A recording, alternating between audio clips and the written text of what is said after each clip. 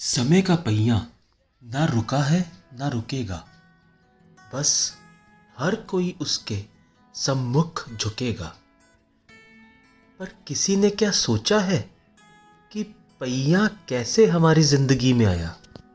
नमस्कार, purple book के explore the unexplored में आप सबका स्वागत है।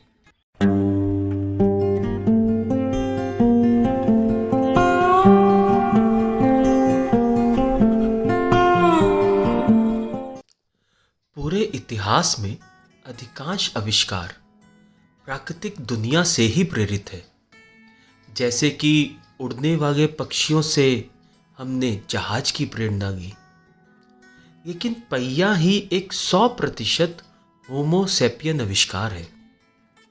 पहिए का आविष्कार ईसा से 4000 साल पहले लोअर मेसोपोटामिया, जो कि आज का आधुनिक इराक कहा जाता है, वहाँ हुआ था, जहाँ सुमेरियन लोगों ने लकड़ी की ठोस डिस्क को लुढ़का दिया होगा, जो अपनी धुरी में घूमती गई होगी। केवल 2000 ईसा पूर्व में ही हल्का पहिया बनाने के लिए डिस्क को खोखला करना शुरू किया गया था। वैसे आपकी जानकारी के लिए मैं बता दूं कि पहिए का आविष्कार जो हुआ वह आवाजाही के लिए नहीं, बल्कि कुम्हार के द्वारा मिट्टी के बर्तन बनाने के काम के लिए हुआ था। तो शायद ये कुछ इस प्रकार का हुआ होगा, क्योंकि इंसान का पहला वाहन जो था वो स्लेज था, जिसे कुत्ते खींचा करते थे। तो जब उसी स्लेज के अंदर लकड़ी का एक गोल गट्ठा लग गया, तो फिर आविष्कार हुआ एक वाहन का, और उस गोल गट्ठे को आज हम पहिए के नाम से जानते हैं। इस चीज़ को हम ऐसे समझ सकते हैं कि 4500 से लेके 3300 ईसा पूर्व या बीसी जो था वो था तांबा युग।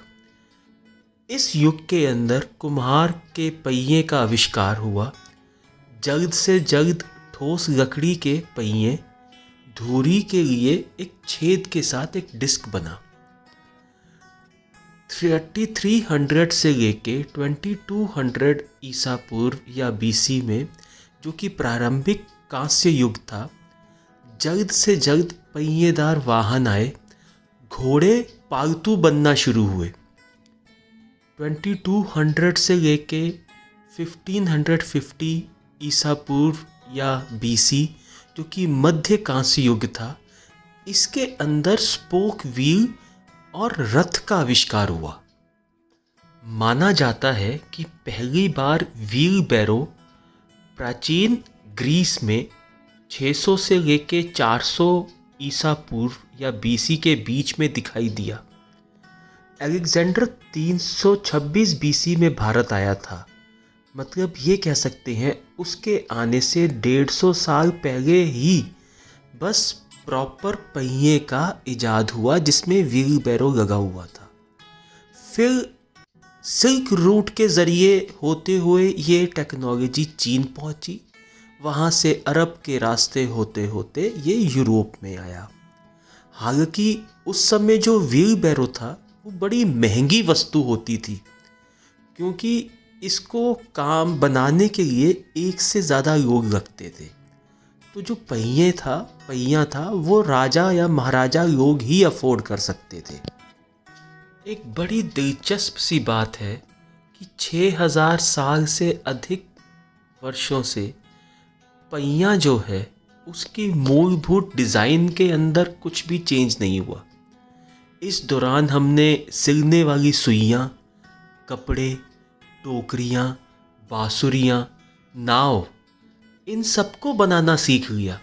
लेकिन पहिए का जो भी बेसिक डिज़ाइन जो शुरुआत में था वो आज भी वैसा ही है। फिर पहिए का इस्तेमाल शुरू हुआ सज़ा देने के लिए।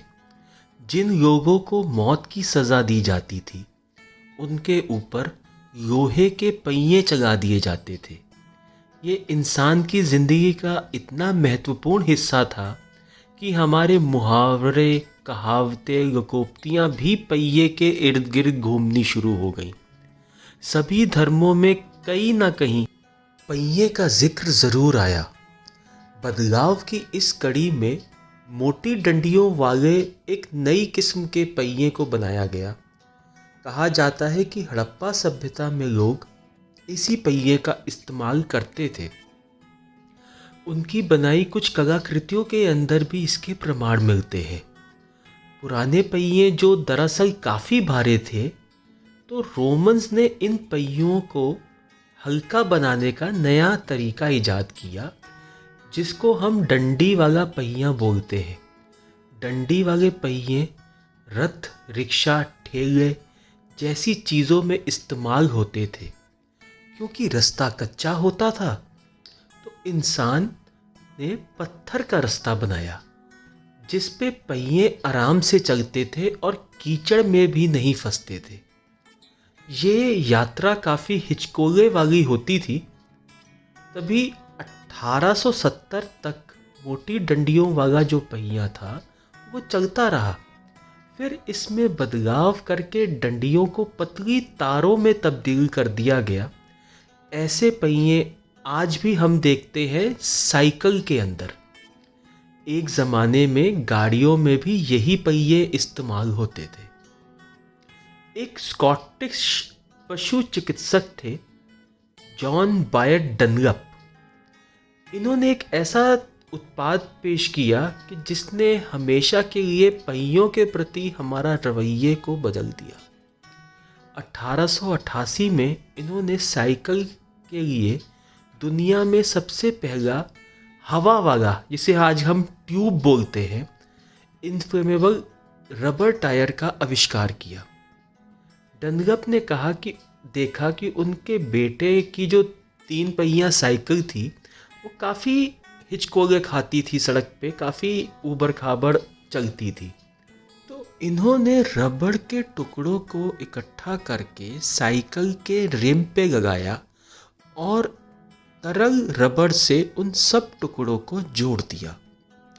वैसे 1775 में इंसान को रबड़ के बारे में पता चला था, और जब इन्होंने वो पहिया इस्तेमाल किया डनलप के बेटे ने, तो बड़ा स्मूथ एक एक्सपीरियंस रहा और इजाद हुआ आजकल के टायरों का। तो कैसी लगी आपको मेरी ये पहिए की कहानी? मेरे को जितनी डिटेल मिल सकती थी मैंने आपके साथ शेयर की। अगर आपके पास भी कुछ डिटेल्स है तो प्लीज़ आप भी इसको शेयर कीजिए। आप भी मेरे को, ये कहानी मुझको मिस्टर विक्रम परमार जी ने भेजी थी, और अगर आपके पास भी कोई नई कहानियाँ हैं जिनको मैं अपने चैनल पे शेयर कर सकता हूँ तो मैं ज़रूर शेयर करूँगा। तब तक के लिए पर्पल बूट की यही है राय, मनोरंजन वही जो ज्ञान बढ़ाए। धन्यवाद।